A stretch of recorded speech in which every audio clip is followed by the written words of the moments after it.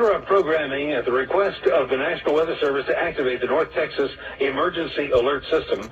The National Weather Service has issued a severe thunderstorm warning for northern Hamilton County, southeastern Erath County, northwestern Bosque County until 9:45. A severe thunderstorm is located near Iredell, or 21 miles southeast of Stephenville, moving west at 25 miles per hour. In addition to that, severe thunderstorms are also reported in Somerville County, Erath, and southwestern Hood County.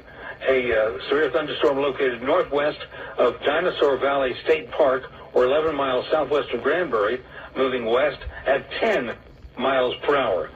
Locations impacted by this storm include Stephenville, Morganville, and Stolar. Once again, a severe thunderstorm warning has been issued for northwestern Somerville County, central Erath County, and southwestern Hood County until 10 p.m. All North Texas stations affected by this alert are requested to relay the preceding message.